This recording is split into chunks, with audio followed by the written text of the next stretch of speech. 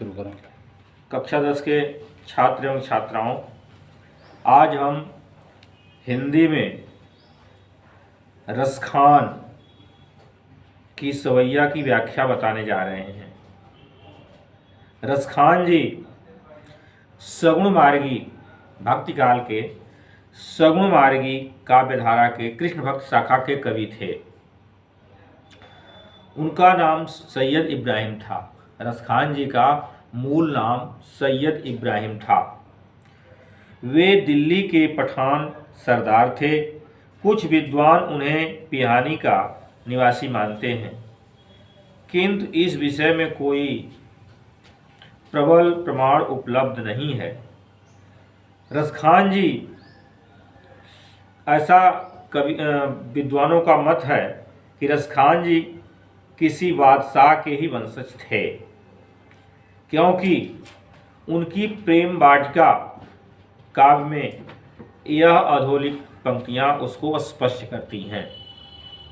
देख गदर हित साहिबी दिल्ली नगर मसान, छिनहि बाद शाह वंश की ठसक छाणी रसखान। यानी राजवंश में खींचतान और उसके अंत को जान करके यह दिल्ली छोड़ करके मथुरा में आकर बस गए और वहीं से यह कृष्ण भक्ति करते हुए, कृष्ण लीला का गान करते हुए 1558 ईस्वी के लगभग 1618 ईस्वी के लगभग इनकी मृत्यु हो गई। इनकी प्रमुख पुस्तकों में सुजान रसखान प्रेम वाटिका है। यह एक मुस्लिम कवि होते हुए भगवान श्री कृष्ण के अनन्य भक्त थे। इनकी कविता का शीर्षक है सवैया। सवैया लिखते थे।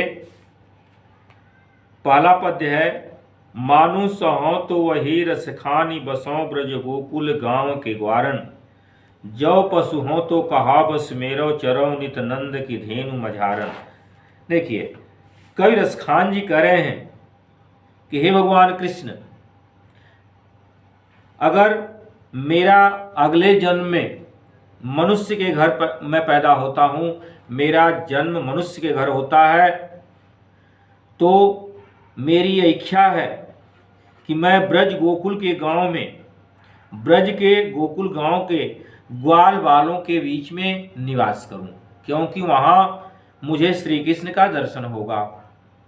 जौ पशु हो तो कहाँ बस मेरा, अगर मैं पशु बन जाता हूं, अगले जन्म में पशु बन जाता हूं, इसमें कोई मेरा बस नहीं है, तब भी मैं आपसे प्रार्थना करता हूं, चरौ नित नंद की धेनु मझारन, मैं हमेशा नंद जी की गायों के, मझारन माने बीच में, गायों के बीच में चरता रहूं, जिन गायों को कृष्ण चराते हैं।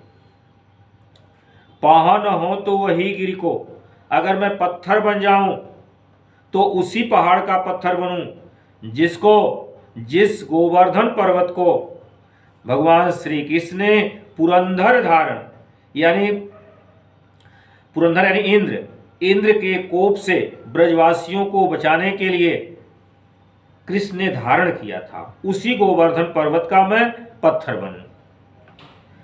जौ खग हो तो बसेरो करो मिलिकालिंदी कूल कदम्ब की डारन, और अगर मैं पक्षी जोन में पैदा होता हूं तो मैं कालिंदी नदी यानी जमुना नदी के किनारे कदम्ब के वृक्ष पर अपना बसेरा बनाऊं, अपना घोंसला बनाऊं, वहां से मुझे भगवान का दर्शन मिलता रहेगा। दूसरा पद्य है, आज गई होती भोर ही, हाँ रसखान रही वही नंद के भौनहि, ताको जियो जुग लाख करोड़ जसोमति को सुख जात कहो नहीं। देखिए, इसमें वात्सल्य रस है। एक गोपी जो है अपनी सखी से कह रहे कि हे सखी, क्या कहूँ, आज गई होती भोर ही हूँ, आज मैं भोर में ही, भोर माने प्रातः काल ही नंद जी के घर गई थी। वही नंद के भवन भवन मैंने घर, मैं नंद जी के घर गई थी। वाको जियो जुग लाग करो, जसोमति को सुख जात कयो नहीं। उनके पुत्र श्री कृष्ण लाखों करोड़ों वर्ष तक जीवित रहे।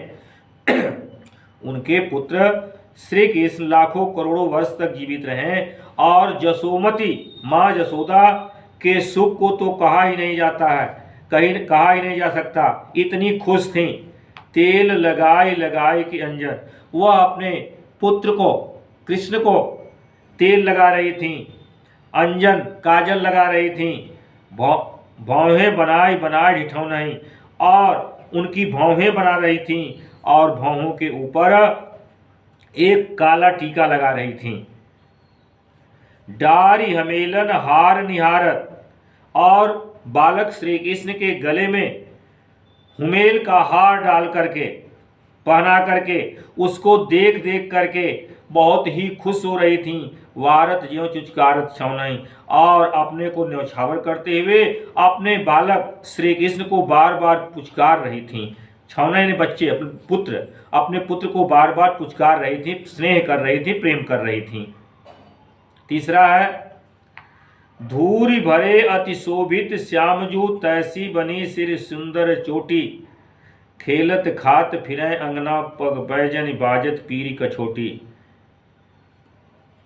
धूरी भरे अति शोभित, कवि रसखान जी कह रहे हैं कि सखी करे हे सखी, नंद जी के घर में बालक श्री कृष्ण धूल धूसरित, धूल में लोट पोट करके धूल धूसरित हुए थे और अत्यंत शोभायमान हो रहे थे। तैसी बनी सिर सुंदर चोटी, और उनके सिर पे वैसे ही सुंदर चोटी बनी हुई थी। खेलत खात फिरें अंगना, खेलते खाते हुए नंद जी के आंगन में फिरें घूम रहे थे। पग पैजन इबादत पीर कछोटी, उनके पैरों में, पग माने पैरों में, पैजनी पायल बज रहे थे और वह पीले रंग के जांघिया को पहने हुए थे। कछौटी ने जांघिया को, कछनी काछे हुए थे, वो कछनी को काछे थे, जांघिया पहने हुए थे। वाह छवि को रसखान बिलोकत, रसखान जी कह रहे हैं कि उस सुंदरता को देख करके करोड़ों कामदेव, वारत काम कला निज कोटि, यानी करोड़ों कामदेव के सुंदरता को न्यौछावर किया जा सकता था। श्री कृष्ण की सुंदरता को देख करके उनके ऊपर करोड़ों कामदेव की सुंदरता को न्यौछावर किया जा सकता। काग के भाग बड़े सजनी, करे हे सखे, उस कौवे का भाग भी बहुत बड़ा था जिसने भगवान श्री कृष्ण के हाथों से माखन और रोटी छीन कर ले गया। उस कौवे का भाग्य भी बहुत बड़ा था जो श्री कृष्ण के हाथों से माखन रोटी छीन कर ले गया, अर्थात उसी के बहाने भगवान का दर्शन कर लिया। पांचवा है, चौथा, जा दिन तय वह नंद को छोहरा, या बन धेनु चराई गयो है, मोहन तानन गोधन गावत, बेनु बजाय रिझाई गयो है। देखिए, गोपिकाएं श्री कृष्ण के ऊपर मोहित हैं और श्री कृष्ण गायों को चराने के लिए जाते हैं। उनके रूप को देख करके मोहित होकर के एक गोपी अपनी सखी से कह रही है, जा दिन थे वह नंद के छोरा, हे सखी, जिस दिन से वह नंद का छोरा ने पुत्र, वह नंद का पुत्र श्री कृष्ण इस वन से गायों को चरा कर गया है। जा दिन तय वह नंद को छोरा, जिस दिन से वह नंद पुत्र श्री कृष्ण इस वन से गायों को चरा करके गया है। मोहन तानन गोधन गावत, अपनी मोहनी आवाज में गोधन गीत गाते हुए और बेनु अपनी सुरीली बांसुरी को बजा करके हम लोगों को खुश कर दिया है, रिझा करके गया है, खुश कर गया है। वाह दिन से कुछ जादू टो ना सके, रस खान हिये में समाई गयो है। ऐसा आभास हो रहा है कि उस दिन से वह हम लोगों के ऊपर कोई जादू टोना कर दिया था, अर्थात मोहनी मंत्र मार दिया है और ऐसा आभास होता है कि